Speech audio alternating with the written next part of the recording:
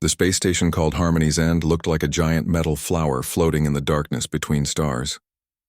Kim Dae-ho pressed his face against the small window of the human shuttle and watched it grow larger.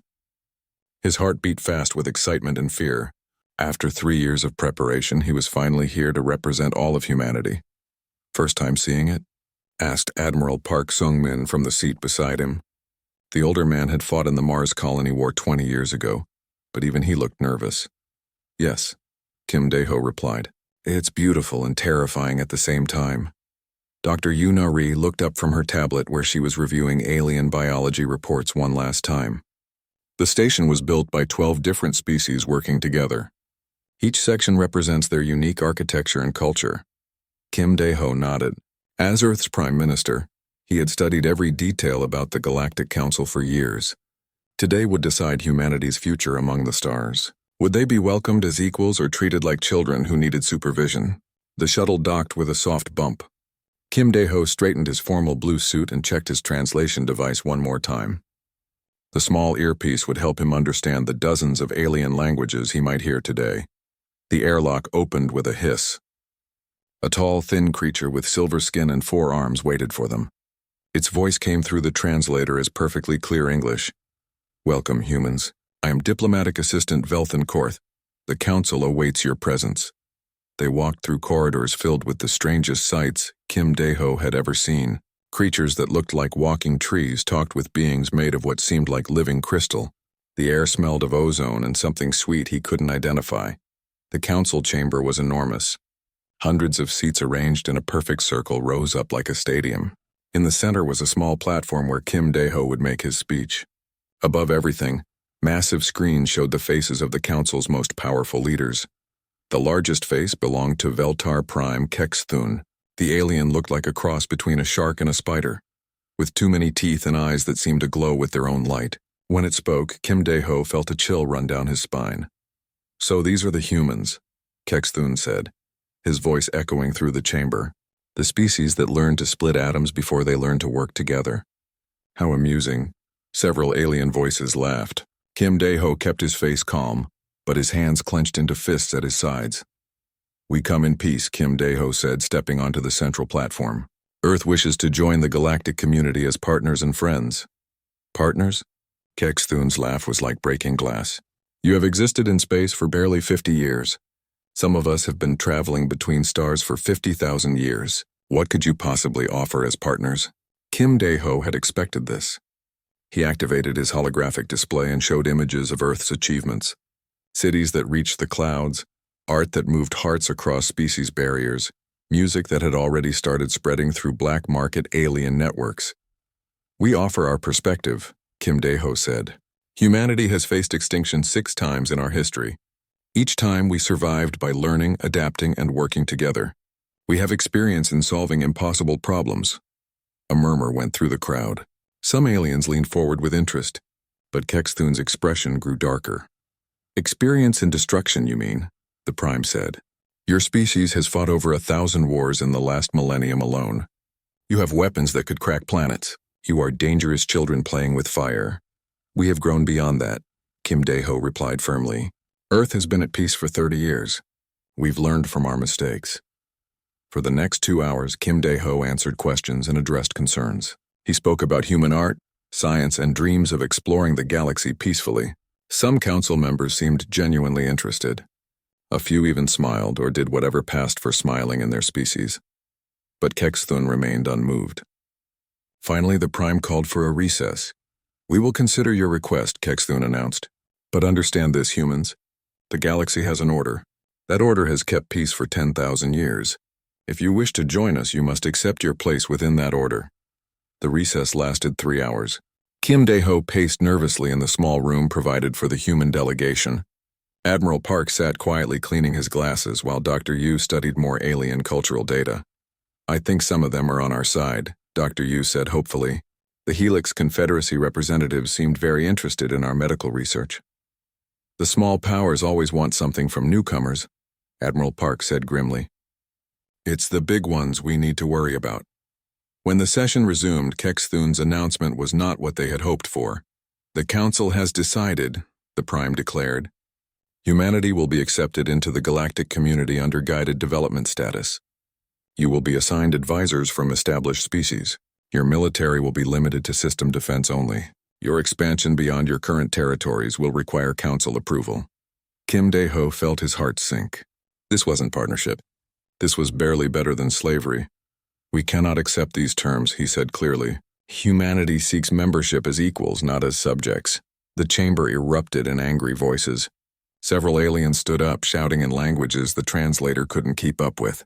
But Kexthun raised one of his many arms and silence fell instantly. Perhaps a demonstration is needed, the Prime said softly. Something to help humanity understand their position. 2 council guards approached the human delegation carrying an ornate silver cup. The liquid inside glowed faintly blue. A traditional toast, Kexthun explained, to mark the beginning of our relationship. Kim Dae-ho looked at Admiral Park, who gave the smallest shake of his head. But they were surrounded by hundreds of aliens, and refusing the toast would end any hope of peaceful relations. Kim Dae-ho took the cup and raised it high. To understanding between our peoples, he said, and drank.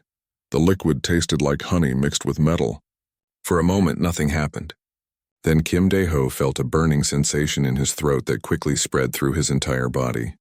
The toxin works slowly, Kexthun said, his voice now cold as space. You have perhaps 10 minutes to understand what defying the council means. Kim Dae-ho collapsed to his knees as pain exploded through his nervous system.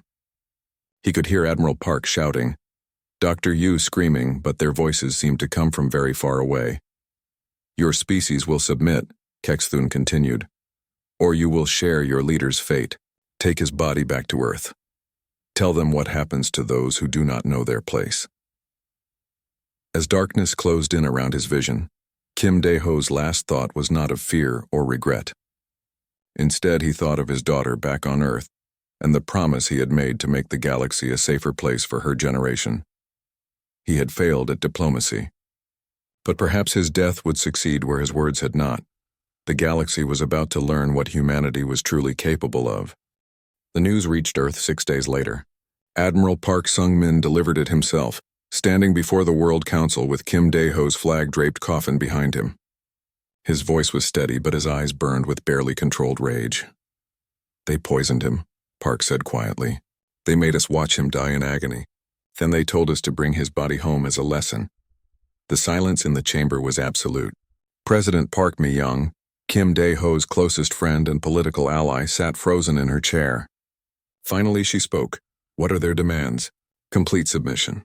Limited military. No expansion without permission. Basically, we become their slaves. President Park stood slowly. Call General Lee Hyunwoo. Activate Project Silent Thunder. And get me Admiral Bae Ye-jin on secure channel. Dr. Yu Nari, still shaking from watching her friend die, looked up in confusion. Silent Thunder? I've never heard of that project. You weren't supposed to, the president replied grimly. We hoped we'd never need it. Kim Dae-ho's funeral was broadcast to every human settlement from Luna City to the mining stations around Jupiter. 15 billion people watched as Earth's greatest diplomat was laid to rest. But instead of tears, most faces showed something far more dangerous. Cold, calculating anger. General Lee Hyun-woo stood in the underground facility beneath the Swiss Alps that most people didn't know existed. Banks of computers hummed quietly while military officers worked at stations labeled with code names like Ghost Protocol and Reaper Initiative. How long? He asked Colonel Shin Jaemin, his special operations commander. 6 months to full deployment, Shin replied. But we can start Phase 1 immediately. Do it. Across the solar system, things began to move in the shadows.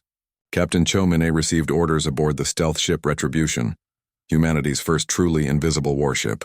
Engineer Bang Ho-seok started installing new weapon systems that violated every treaty humans had never signed. Commander Seo Jinna began training pilots in tactics. That would make the galaxy's military. Experts lose sleep. But the most important? Work was happening in the realm of information. Dr. Lim Tae-young had spent years studying galactic communication networks. Now he put that knowledge to a different use. Within days, every minor species in the galaxy was receiving the same message. Footage of Kim Dae-ho's murder, broadcast in crystal-clear detail. The effect was immediate. The Galactic Council had always maintained that they were protectors of peace and justice. But the video showed them poisoning an unarmed diplomat who had come seeking friendship. Smaller species that had lived under council rule for centuries began asking uncomfortable questions. Ambassador Quan So-young, stationed on the neutral world of Kepler 442b, found herself busier than ever. Representatives from oppressed species began visiting her office in secret, asking the same question. Is it true that the council murdered your leader? Yes, she would answer simply. And if they can do it to us, what's stopping them from doing it to you? The council, monitoring human communications from their spy networks, misunderstood what they were seeing. Earth's military was preparing, but not for invasion. The preparations looked defensive, like humanity was getting ready to hide in their solar system and hope for mercy. Veltar Prime Kexthun was pleased. The humans are learning their place, he told the council. Soon they will beg for our protection. He began planning how to divide Earth's resources among council members. The humans had interesting technology and would make useful servants. Their solar system had rare minerals that several species coveted. But on Mars, something was happening that would have terrified Kexthun if he had known about it. Commander Nam Kite stood before a holographic display showing every council military base within 50 light-years of Earth. Each one was marked with detailed information. Troop strength, supply schedules, defensive capabilities. The key is not to fight fair, he told his officers. The council expects us to challenge them to honorable combat. Instead, we're going to introduce them to human warfare. Dr. Ha Yunji, a military psychologist who had spent years studying alien behavior patterns, had developed something she called the terror protocols. Each council species had specific fears and weaknesses. Humans were very good at finding weaknesses. The Veltar have excellent vision but poor hearing, she explained to a room full of special forces operators. The Krillix are almost impossible to hurt physically, but they're extremely sensitive to electromagnetic fields. The Nexari are a hive mind, so disrupting their mental connections causes panic. On Europa, engineer Moon Byung-ho was developing weapons specifically designed to exploit these weaknesses. Gas that would pass harmlessly through human lungs but would shut down Veltar breathing. Sound weapons tuned to frequencies that would disable Krillix nervous systems. Electromagnetic bombs that would cut Nexari off from their collective consciousness. But perhaps the most important development was happening in the intelligence division, Captain Park. Jin Woo had assembled a team of the best hackers, linguists and cultural experts humanity had to offer. Their job was simple: learn everything about every council species. Find their military secrets, their political weaknesses, their hidden fears. The council has ruled for 10,000 years, Park explained to his team. They think they know everything about warfare, but they've never fought humans before. 6 months after Kim Dae-ho's death, the first test came. A council patrol ship entered the outer edges of the solar system, claiming to be conducting a routine inspection to ensure humanity was complying with their demands. The ship never made it past Neptune. Captain Ryu Sung-ho, commanding the destroyer Vengeance, engaged the alien vessel using tactics the council had never encountered. Instead of the formal, honor-bound combat they expected, the human ship attacked like a pack of wolves. The council ship was faster and more heavily armed, but it was designed to fight other council vessels. Human ships fought differently. They used the gravity of planets as weapons, hid in asteroid fields, and coordinated attacks with AI precision that no living crew could match. When the council ship tried to surrender, Captain Ryu did something that shocked the alien crew. He ignored the surrender and continued the attack until their ship was completely destroyed. Only one escape pod was allowed to survive. It contained a single traumatized Veltar officer who would carry a message back to the council. Humanity was not interested in following galactic warfare conventions. General Song Joon-ho watched the battle reports with satisfaction. Phase 1 is complete, he announced to the assembled military leadership. The council now knows we're not going to submit quietly. President Park Mi-young stood at the window of her office, looking out at the lights of New Geneva below. In her hand was a letter Kim Dae-ho had asked her to deliver to his daughter if he didn't come home. "I'm sorry, old friend," she whispered. "We tried to do this peacefully, but they chose war instead." Behind her, Admiral Bae Ye-jin cleared her throat. "Madam President, Fleet Command is ready for your orders." Park turned around, and when she spoke, Her voice carried the weight of 15 billion angry humans behind it. "The Council wanted to teach humanity a lesson about knowing our place," she said. "It's time we taught them a lesson about what happens when you murder our diplomats." She walked to her desk and signed the document that had been waiting there for 6 months. "Operation Darkfall is authorized. Show them what human warfare really looks like." Admiral Raxnell Vorthak had commanded fleets for 300 years. His species, the Veltar, had conquered 17 systems in the name of the Galactic Council. He had never lost a battle, never retreated, never failed to bring order to chaotic worlds. That was why Veltar Prime Kexthun had chosen him to lead the Fourth Fleet to humanity's outer colonies. 300 ships, the largest force assembled in 50 years, would surely convince these stubborn humans to accept their place. "How long since we sent the ultimatum?" Vorthak asked his aide. 6 months, Admiral. The humans have ignored every communication." Vorthak clicked his mandibles in annoyance. Humans were proving more stubborn than expected. "No matter. A show of force at their mining colonies would remind them who held power in the galaxy." The Fourth Fleet dropped out of hyperspace at Proxima Centauri, expecting to find a few defenseless mining stations and maybe some cargo ships. Instead, they found Commander Oh Dong-hyun waiting for them with the Colonial Defense Force. "Admiral?" his sensor officer called out. "I'm reading. This is strange. 40 human ships, but they're not following any standard formation." Vorthak studied the tactical display. The human ships were scattered seemingly at random throughout the system. Some hung near the asteroid belt, others close to the planets. A few were actually hiding behind the star itself, using its radiation to mask their signatures. "Primitive tactics," Vorthak sneered. "Open communication channels. Let's end this quickly." Commander O's face appeared on the main screen. The human looked calm, almost bored. "Council forces," O said. "You are trespassing in human space. Leave now, or we will make you leave." Vorthak laughed, a sound like grinding metal. "You threaten us? You have 40 ships. We have 300. Surrender now, and we will show mercy." O smiled, and something about that smile made Vorthak's blood run cold. "You counted wrong," the human said quietly. "We have 40 ships, you can see." The trap sprang immediately. Ships appeared from nowhere as cloaking devices shut down. The asteroid field erupted with weapon fire as hidden platforms revealed themselves. Most shocking of all, the mining stations suddenly sprouted missile launchers and began launching swarms of attack drones. "Impossible," Vorthak snarled. "Our sensors would have detected." His words were cut off as something slammed into his flagship's shields. But this wasn't just weapon fire. Human ships were using kamikaze attacks, ramming council vessels at full speed. "Admiral, the destroyer Velthun is gone." The humans rammed it with a cargo ship loaded with explosives. Vorthak had never seen tactics like this. Council warfare was civilized, orderly. Ships fought at long range, following ancient rules of engagement.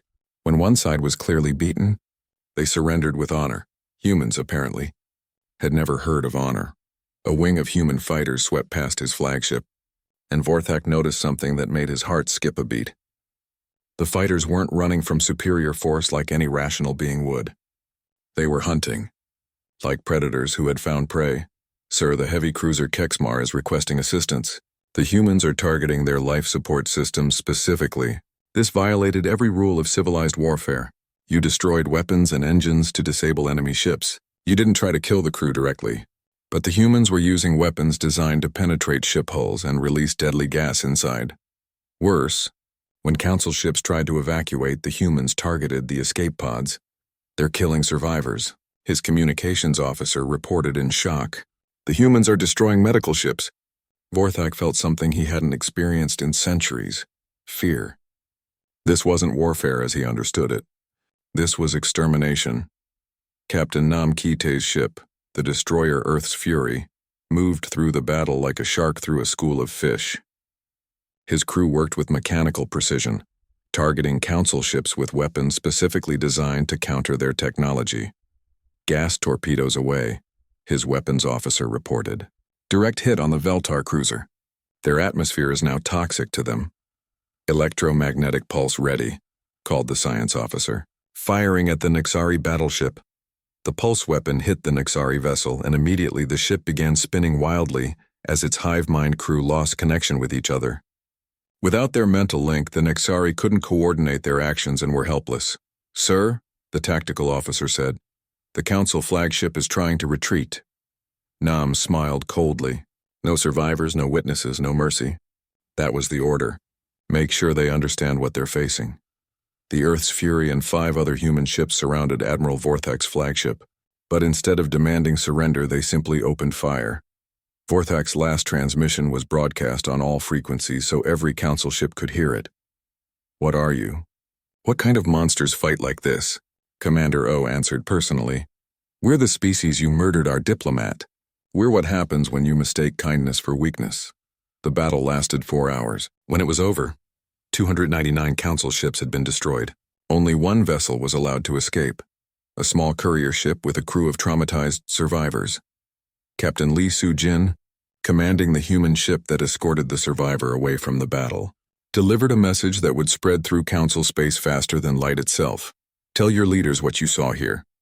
Tell them this was just one system, just one battle. Tell them humanity has hundreds of systems, thousands of ships, and millions of soldiers who all remember what you did to Kim Dae-ho. The surviving courier ship arrived at Council space 3 days later. The crew was so traumatized that several had to be treated for severe mental shock. Their reports painted a picture of human warfare that terrified Council military analysts. They fight like animals, the ship's captain told the emergency council session. No honor, no mercy, no rules. They specifically target life support, medical facilities, escape pods. They treat war like hunting. Veltar Prime Kexthun reviewed the battle reports in growing alarm. The Fourth Fleet had been the pride of Council military might. Its destruction should have been impossible. How many human casualties? He demanded. 12 ships lost, approximately 300 human deaths, came the reply. Kexthun stared at the numbers. 300,000 Council soldiers dead and only 300 human losses.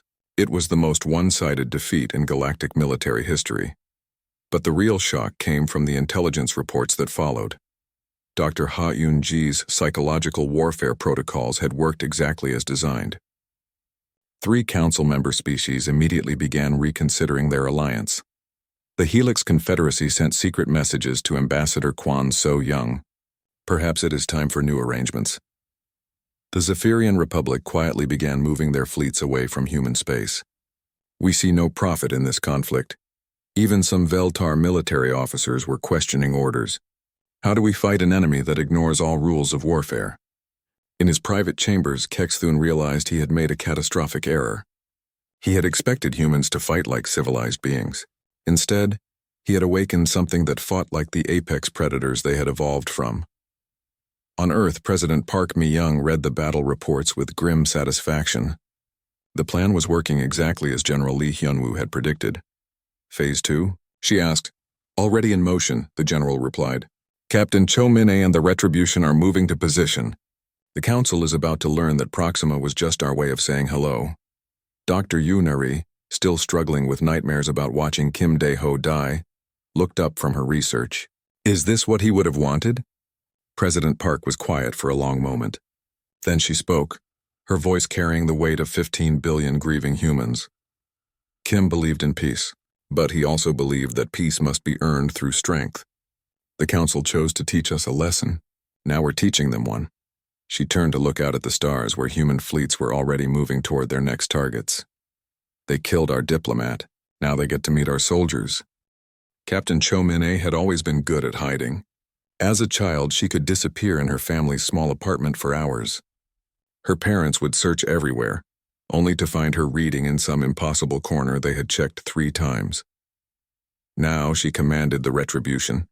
Humanity's first true stealth warship, and hiding had become an art form that terrified the galaxy. Ghost Fleet 7, report, she whispered into her headset. Around her, the bridge crew worked in complete silence. Even their thoughts seemed muffled by the ship's cloaking systems. Position confirmed, came the reply from Captain Jang Woo-jin aboard the Phantom. Council supply convoy proceeding on schedule. No escort vessels detected. Cho smiled coldly. The Council still didn't understand what they were fighting. They expected humans to attack military targets to fight honorable battles between armies. Instead, Admiral Bae Ye-jin had authorized Operation Darkfall, strike at the infrastructure, destroy the supply lines, make the enemy afraid of shadows. All ships, execute Eclipse Protocol, Cho commanded. The attack lasted exactly 17 minutes.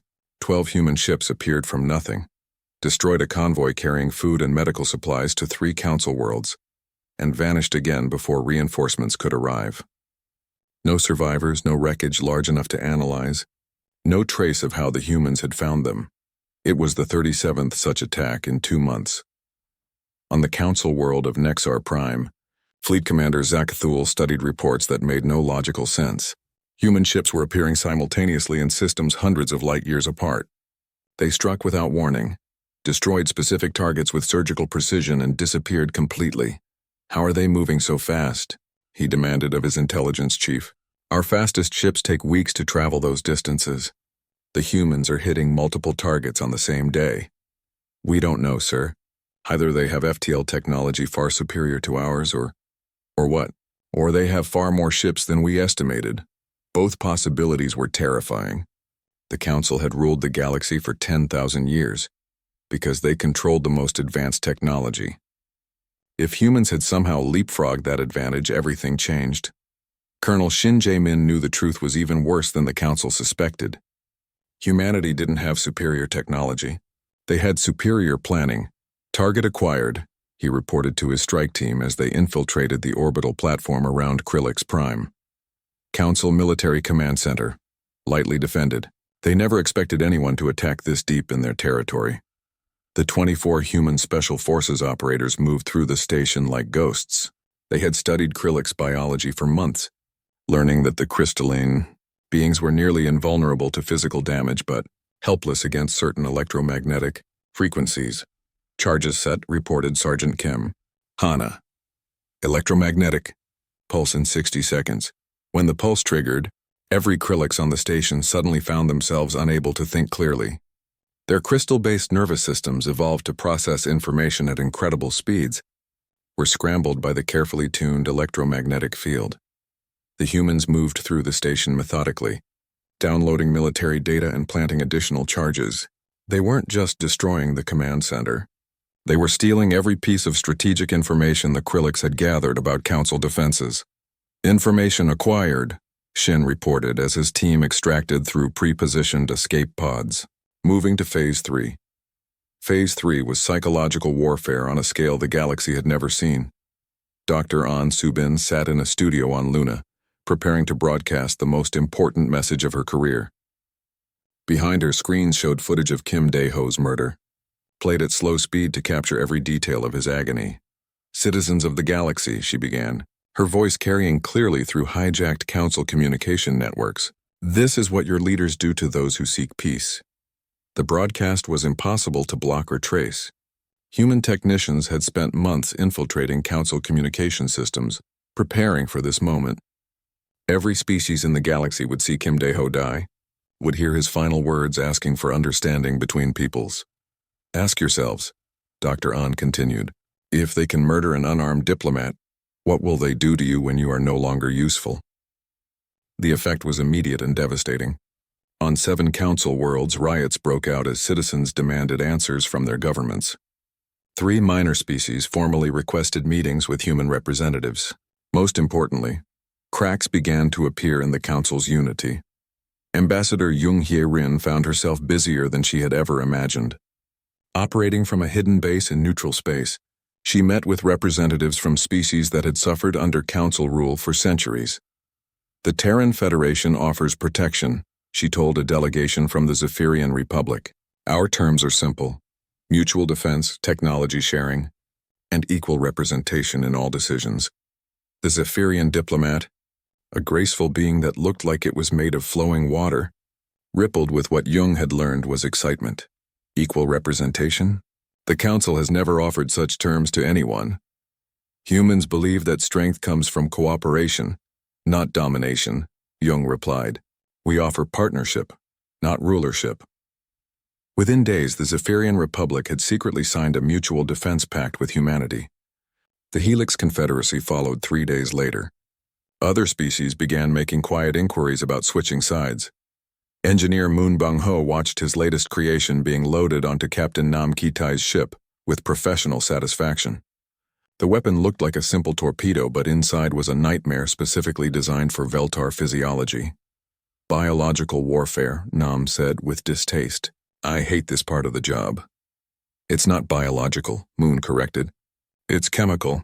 The gas will harmlessly pass through human and most other species' respiratory systems. But for Veltar, it triggers an allergic reaction that shuts down their breathing. Still feels wrong. Moon's expression hardened. They poisoned our diplomat. They chose to make this personal. The weapon was tested 3 days later when Nam's ship intercepted a Veltar patrol near human space. The torpedo struck the enemy vessel, and within minutes the entire crew was dead from respiratory failure. But the real horror wasn't the weapon itself. It was the message Nam broadcast afterward. This is what humanity learned from studying your biology. We have similar weapons for every council species. You taught us that diplomacy is weakness. Now we're teaching you that war is our specialty. Fleet Admiral Kang Solgi commanded the largest human fleet ever assembled, 200 ships that had spent months preparing for a single, devastating strike. Their target was Andorix Prime, the Council's primary shipyard and the source of 60% of their military vessels. All ships report ready, her operations officer announced. Kang looked at the tactical display one last time. The shipyard was heavily defended, protected by orbital weapons platforms and 3 full fleets. Any conventional attack would be suicide. But humans, as the Council was learning, didn't fight conventional battles. Execute Operation Falling Star, she commanded. The attack began when engineer Bang Ho Seok's modified cargo ships, loaded with antimatter warheads and guided by AI pilots, slammed into the orbital defense platforms at 90% of light speed. The resulting explosions destroyed the primary defensive grid in the first 30 seconds. Phase 2 involved Captain Park, Jinwoo's electronic warfare specialist, hijacking the shipyard's own automated systems. Construction robots turned into weapons. Manufacturing facilities began producing explosives instead of ship components, and the station's life support system started pumping out toxic gas. Phase 3 was the fleet assault itself. Human ships poured through the gaps in the defenses like water through a broken dam, targeting specific systems with weapons designed to maximize destruction. The battle lasted 6 hours. When it was over, Andorix Prime was a drifting wreck, and 30% of the Council's total military production capacity had been destroyed in a single engagement. But the psychological impact was even greater than the strategic one. The shipyard had been considered impregnable, protected by defenses that had never been breached in 2,000 years. Veltar Prime Kexthun received the news in his private chamber, surrounded by holographic displays showing the destruction. For the first time in his long life, he felt something approaching despair. How many ships did we lose in the defense? He asked his aide. All of them, Prime. Every ship, every platform, every defensive installation. And human losses? 18 ships destroyed, approximately 4,000 casualties. Kexthun studied the numbers in stunned silence. 4,000 human deaths to eliminate 100,000 Council defenders and destroy the galaxy's most important military installation. What are these creatures? He whispered. His aide had no answer. How could anyone explain a species that approached warfare with the same methodical precision they applied to science and engineering? How could they understand beings who turned every advantage the Council possessed into a weakness to be exploited? On Earth, President Park Mi-young read the reports from Andorix Prime with mixed emotions. The victory was complete, the strategic damage to the Council was severe, and human casualties had been surprisingly light. But she couldn't forget Kim Dae-ho's last words, broadcast now to every. The message reached Earth on the first anniversary of Kim Dae-ho's death. Veltar Prime Kexthun himself appeared on the transmission, his once proud form now showing signs of desperate exhaustion. President Park Mi-young of Earth, Kexthun began, his voice lacking its former arrogance. The Galactic Council requests negotiations for a ceasefire. President Park watched the message in her office, surrounded by her military advisors. Outside her window, memorial flowers still covered Kim Dae-ho's gravesite, placed there by citizens who would never forget what the Council had done. Requests? Admiral Ryu Seung-ho laughed bitterly. A year ago they were making demands. Now they're making requests. General Song Jun-ho pulled up a holographic display showing the current state of Council space. Half their territory was either under human control or had declared independence. Their military was scattered and demoralized. 3 major species had switched sides completely. They're finished, Song said simply. They just don't want to admit it. President Park replayed the message, studying Kexthun's expression. The alien leader who had murdered Kim Dae-ho now looked like a broken creature begging for mercy. What are their terms? She asked. Conditional surrender, replied Ambassador Jung Hye-rin, who had been negotiating with various council factions for months. They want to keep some territory, maintain limited military forces, and receive guarantees against prosecution for war crimes. The room fell silent. Everyone remembered watching Kim Dae-ho die in agony while Kexthun smiled. President Park stood and walked to her communication console. When she activated it, her message would be broadcast not just to Kexthun, but to every remaining council world. Prime Kexthun, she said, her voice carrying the cold authority of a species that had just rewritten the rules of galactic warfare. You killed our diplomat. Diplomacy is over. She cut the transmission and turned to General Song. How long until we can reach Galactic Prime? Our advance fleets are already in position, Song replied. Admiral Bai Yejin reports that she can begin the final assault within 6 hours. Do it. Admiral Bai Yejin stood on the bridge of her flagship, the massive dreadnought Retribution's thunder, and watched the Council's capital world grow larger on the main screen. Galactic Prime had been the center of power for 10,000 years, protected by the most advanced defenses the galaxy could build. Now it hung in space like a wounded animal, its orbital platforms dark and its defensive fleets nowhere to be seen. Sir, her tactical officer reported, we're receiving surrender broadcasts from multiple Council installations. They're offering to lay down arms if we guarantee safe treatment of prisoners. Bai considered this for exactly 3 seconds. Tell them we guarantee the same treatment they gave our diplomat. The final battle for Galactic Prime lasted 18 hours, but it was less a battle than a systematic dismantling. Human forces, supported by their alien allies, moved through the system with mechanical precision. Captain Lee Soo-jin led the assault on the orbital defense platforms. Her ships used the same tactics that had worked so well throughout the war. Strike fast, hit hard, show no mercy to those who showed none to Kim Dae-ho. Colonel Shin Jae-min's special forces infiltrated the planet's surface, targeting government installations and military command centers. They moved through the Council's capital city like avenging spirits, invisible and unstoppable, but it was Captain Nam Ki-tae who captured the prize everyone wanted. Veltar Prime Kexthun himself. The alien leader was found hiding in a bunker deep beneath the council chambers, surrounded by the last of his loyal guards. When Nam's team broke through the final barriers, they found Kexthun cowering behind a barrier made of his own people's bodies. Surrender, Nam said simply, his weapon trained on the creature who had murdered humanity's greatest diplomat. I am Veltar Prime, Kexthun snarled, trying to regain some of his former authority. I demand to be treated with the respect due to a head of state. Nam smiled, and something about that smile made Kexthun's blood freeze. You demanded respect from Kim Dae-ho too, Nam replied. Remember how that worked out? The formal surrender ceremony took place in the same chamber where Kim Dae-ho had died. President Park Mi-young stood at the exact spot where her friend had collapsed, facing the broken remnants of the Galactic Council. You taught us a valuable lesson, she told the assembled alien leaders. You showed us that the galaxy respects only strength. So we became strong. But what happened next surprised everyone, even the humans. Instead of establishing Earth as the new galactic overlord, President Park announced something unprecedented: the dissolution of the Galactic Council itself. No single species will rule the galaxy, she declared. The Age of Empires is over. In its place, we established the Galactic Federation of Free Worlds, where every species has an equal voice and equal rights. Dr. Kim Bora, Earth's new Secretary of Interstellar Relations, spent the next months traveling to hundreds of worlds, helping them establish their own governments free from council control. The former council members were tried for war crimes, with Kim Dae-ho's assassination as the primary charge.